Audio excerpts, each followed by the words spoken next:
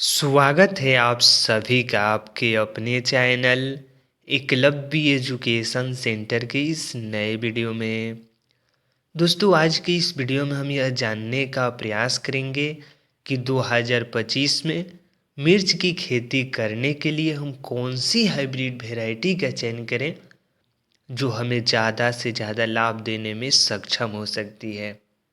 और इसके साथ साथ यह भी जान लेंगे कि हम अपने मिर्च की फसल में कौन कौन से खादों का प्रयोग करें, कौन कौन से दवाओं का स्प्रे करें, जिससे जो हमारा मिर्च का पौधा है वह जल्दी से ग्रोथ कर सके और उसमें ज़्यादा से ज़्यादा फूल और फल लगने की संभावनाएं हो सके। अर्थात मिर्च की खेती करने से जुड़े एक एक बिंदु पर हम विस्तार से जानकारी प्राप्त करने की कोशिश करेंगे इस वीडियो में। तो चलिए इस बेहद ही महत्वपूर्ण वीडियो की शुरुआत करते हैं। जैसा कि आप जानते हैं कि मिर्च की खेती करके निश्चित तौर पर हम कम समय में कम लागत में ज़्यादा से ज़्यादा लाभ प्राप्त करने में सफल हो सकते हैं। लेकिन अपने मिर्च की फसल से ज़्यादा लाभ प्राप्त करने में सफल तभी हो पाएंगे जब हम सही रणनीति के साथ सही टेक्निक का प्रयोग करके और अच्छे तरीक़ों से हाइब्रिड वैरायटी का चुनाव करके मिर्च की खेती करेंगे। तो आइए सबसे पहले समझते हैं कि मिर्च की नर्सरी लगाते समय हम कौन कौन सी हाइब्रिड वैरायटियों में से किसी एक का चयन कर सकते हैं। तो हम टॉप 5 वैरायटी की कल्पनाएं करेंगे। तो उसमें सबसे पहले क्रम पर हमने जिस हाइब्रिड वैरायटी को रखा है वह है VNR 332F1 हाइब्रिड वैरायटी।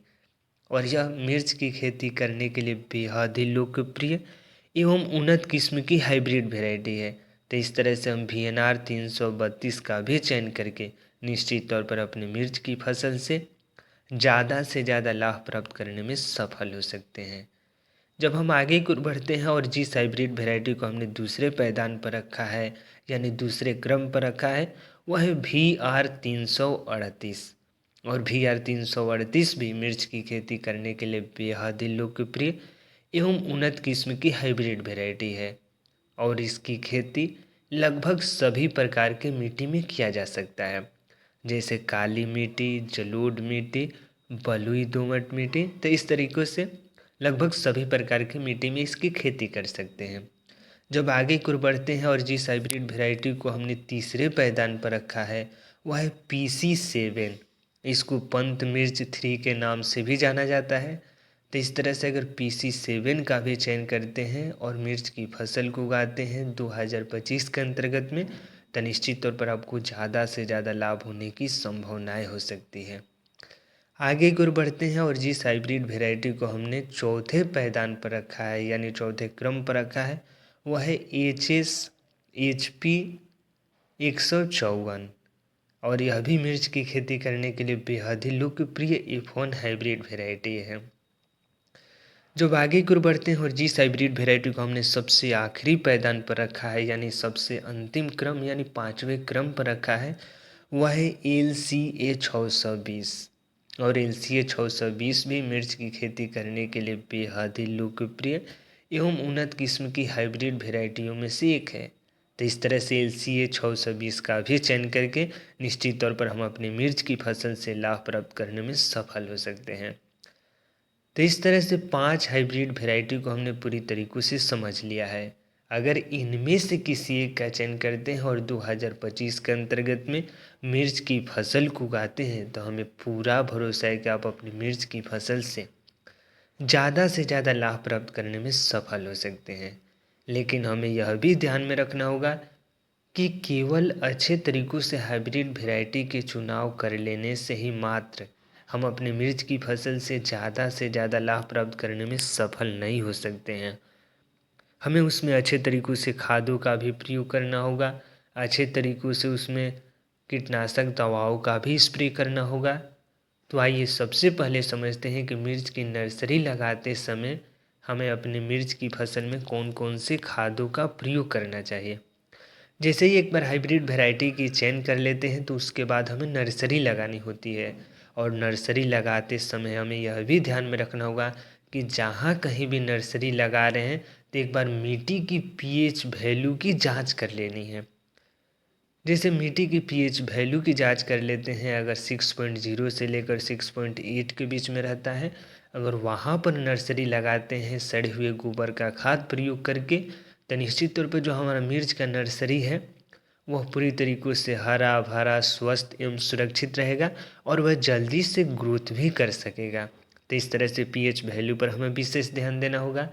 और जैसे ही हमारा मिर्च का नर्सरी लगभग 1 महीने का हो जाए, यानी 30 से 35 दिनों का हो जाए, तो निश्चित तौर पर हमें उसको अन्य खेतों में, यानी जहाँ कहीं भी हम उसकी रोपण करने की प्रक्रियाओं को करेंगे, वहाँ पर हमें उसकी रोपाई कर देनी है। और रोपाई करते समय हमें यह भी ध्यान में रखना होगा कि रोपाई से पहले हमें अच्छे तरीक़ों से उसमें एनपीके का प्रयोग करना है, डीएपी का प्रयोग करना है और सड़े हुए गोबर का खाद प्रयोग कर देना है। अगर रोपाई से पहले इन तमाम खादों का प्रयोग कर देते हैं, तो निश्चित तौर पर जो हमारा मिर्च का पौधा है उसके जड़ मजबूत होंगी, साथ ही साथ वह स्वस्थ एवं सुरक्षित भी रहेगा। तो इस तरह से पहले खादों का प्रयोग कर देना है। हमें दीमक की दवाओं का भी प्रयोग करना है। तो इस तरह से यह बुआई से पहले कुछ खाद हुई, और जैसे ही अगर बुआई कर देते हैं तो उसके तुरंत बाद हमें सिंचाई कर देना है। और सिंचाई कर देते हैं तो हमारा जो मिर्च का पौधा है वह जड़ पकड़ने लगता है, और लगभग मिर्च की रोपण की प्रक्रियाओं के 20 से 25 दिनों के बाद हमें मिर्च की फसल में पुनः खादों का प्रयोग कर देना है। जैसे अगर यूरिया का प्रयोग कर देते हैं, डीएपी का प्रयोग करते हैं, एनपीके का प्रयोग करते हैं, तो निश्चित तौर पर जो हमारा मिर्च का पौधा है उसकी ग्रोथ तेज हो जाती है। यानी जैसे एनपीके का अर्थ है नाइट्रोजन, फास्फोरस और पोटास। नाइट्रोजन पौधे के ग्रोथ के लिए महत्वपूर्ण भूमिका निभाता ही है, और साथ ही साथ फास्फोरस और पोटास जड़ को मजबूत करता है और उसमें फूल और फल लगने की संभावनाओं को भी बढ़ाता है। तो इस तरह से हमें एनपीके का प्रयोग कर देना है जब हमारा पौधा 20 से 25 दिनों का हो जाए। और इसी क्रम में आगे की ओर बढ़ते हैं। जैसे ही हमारे मिर्च के पौधे में जब फूल लगना शुरू हो जाए, तो उस समय हमें एक बार कीटनाशक दवाओं का स्प्रे कर देना है। यानी कीटनाशक दवा के रूप में हम बादशाह इंसेक्टिसाइड का प्रयोग कर सकते हैं, रोगार का प्रयोग कर सकते हैं। तो इस तरह से बादशाह इंसेक्टिसाइड जो है बेहद ही लोकप्रिय इंसेक्टिसाइड है। अगर इनका प्रयोग कर देते हैं तो निश्चित तौर पर हमारी मिर्च की फसल में कीटनाशक दवाओं की स्प्रे करते समय लागत कम होंगी ही, साथ ही साथ हमें ज़्यादा से ज़्यादा लाभ होने की संभावनाएं भी बढ़ेंगी।